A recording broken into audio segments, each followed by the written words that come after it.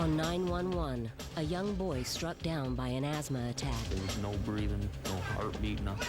I thought I'm going to lose him. And a father fights to keep his son alive. I could feel his lips start to tremble. I thought it was his last breath.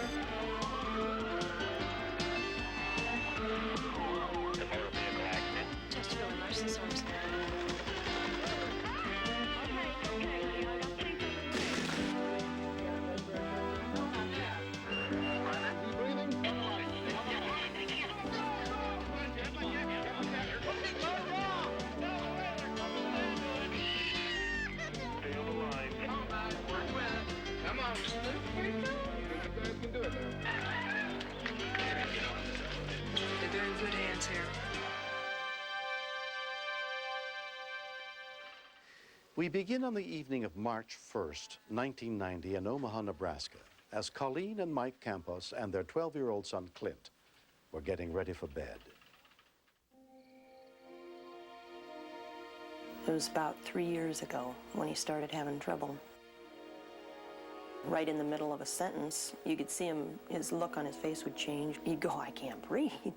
And that's when it all started. It's not always in the night, but his worst times are always at night because everything is slowed down and shut down. When the season was bad and the air was real dry, it was just about every night you could expect that he'd have the asthma attack.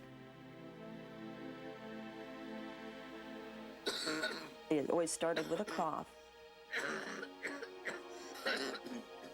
We'd both wake up, but whoever would wake up first would holler, "Clint, get up and get on your machine." Get on the machine! He'd have to get up and get his machine, which relaxes the airways and makes it easier for him to breathe.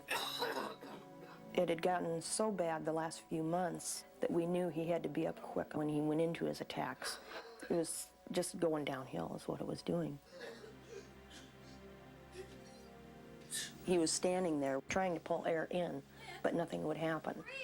That's when I went running into the bedroom to try to find the shots. He keeps epinephrine shots for an emergency.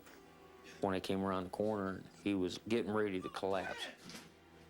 I put my head on his chest to hear his heart or to see if I could hear him breathe even because he wasn't breathing. She couldn't find his shots. He was already turning blue. There was no breathing, no heartbeat, nothing. I thought I'm going to lose him. The call came in to dispatcher Danette D'Amato at 11 p.m. Emergency service. I need a rescue squad. My son having an asthma attack. He's turning blue. How old is he? He's 12 years old. 12.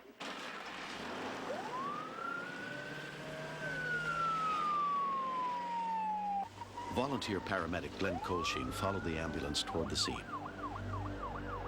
When we continue. Okay, ma'am, you're going to have to calm down so we can try to help him, okay? Okay. No CPR. CPR? Yes. No. Okay, does anybody there? No.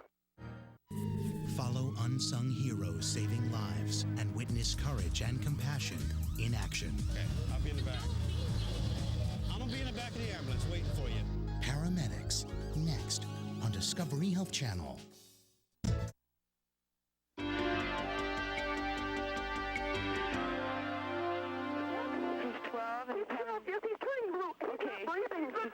At all? Do you know CPR?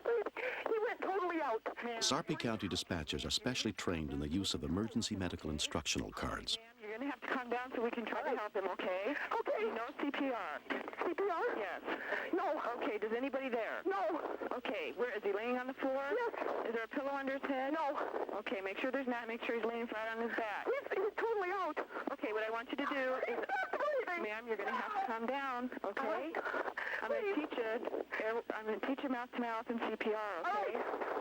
Okay. Mouth-to-mouth. Help is on the way. I was starting to lose her. She was starting to get hysterical. And at that point, I think she knew that she had to calm down in order to help her boy. Put your ear right next to his nose and make sure. Nose? Yeah, make sure for sure that he is not breathing. We had already spent a good minute or so. We had to start breathing for him. Ma'am? Yes? Are you instructing somebody else to do this? Yes, my husband. Okay, this is what I'm gonna tell you what to do. Okay, he's flat on his back. Yes? Doesn't have a pillow. No pillow. Okay, I want him to put his left hand under his head. His left hand under his head? Check and see if he's breathing. He's not. He's not. There's nothing. Okay, I'm gonna tell you what to do. Okay. Tilt the head back. Tilt the head back. Lift up his airway. Pinch his nose. Okay. Completely cover his mouth. Completely cover the mouth. With his mouth. With your mouth. All right. Force 2 deep breaths of air into the lungs. 2 deep breaths. Okay. Okay, just like you're blowing up a balloon. Right, like and blowing watch a balloon. for his chest to rise. Get his chest to rise. All right. Is he breathing? He started breathing. Let go of his nose. He's foaming. He's foaming. He's foaming. Okay. Turn him on his side a little Put bit. him on his side. So he doesn't choke. Okay.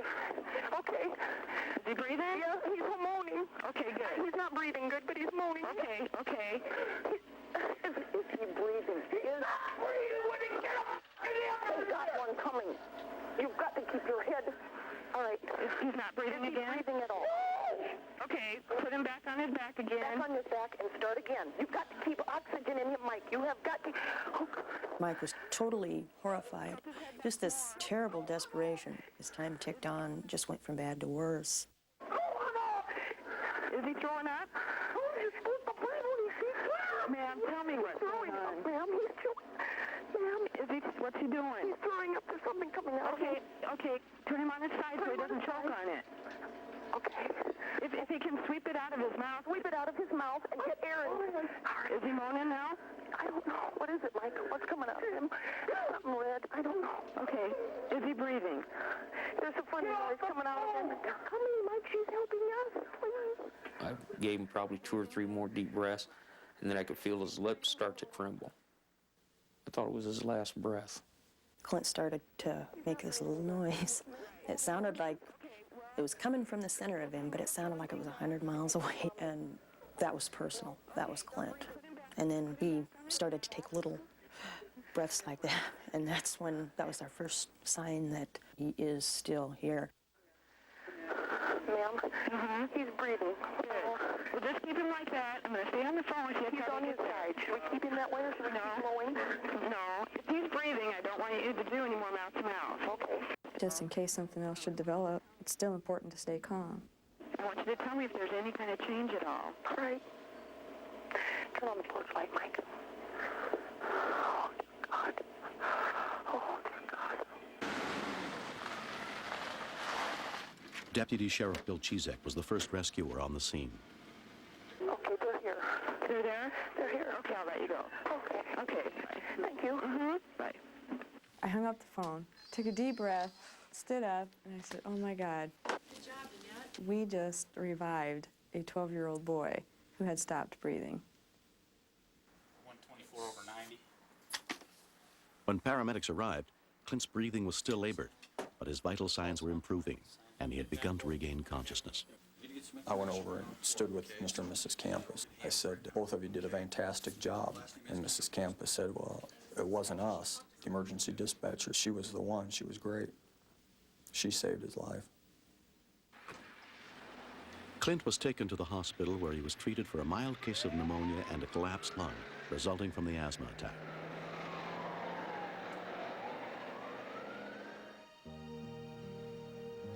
Since that night, Clint and his parents have become more aware of what to do to prevent severe attacks with the help of Dr. Manju Patni. Asthma is a disease that can be fatal. The kids that have severe asthma should know that this can happen. He has to be able to recognize his symptoms when he's getting tight and whether he needs more attention. Parents should know their child. They should know the dangers. Plus, they need to know CPR. Very important. So we're starting to work together on signals, what to look for, him being more vocal to tell us, you know, I'm having a little trouble today. That way we can start working on him right away as far as medication. The Campos are grateful to the 911 dispatcher who was there when they needed help. The operator, she was like team leader. We were only working with a few minutes, and that would have meant his life. Thank you is not enough. The CPR classes, the whole family's getting involved in that. Life's valuable and it's precious, and, you know, you don't want to take nothing for granted. He's starting to get into those argumentative, bullheaded teenage years. Thank God I've got this chance to watch him do his changes, to be obnoxious, you know, and then to be good, too, when he is. Next.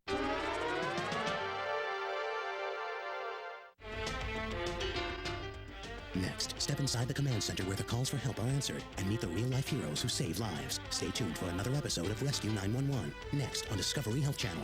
Real life, medicine, miracles.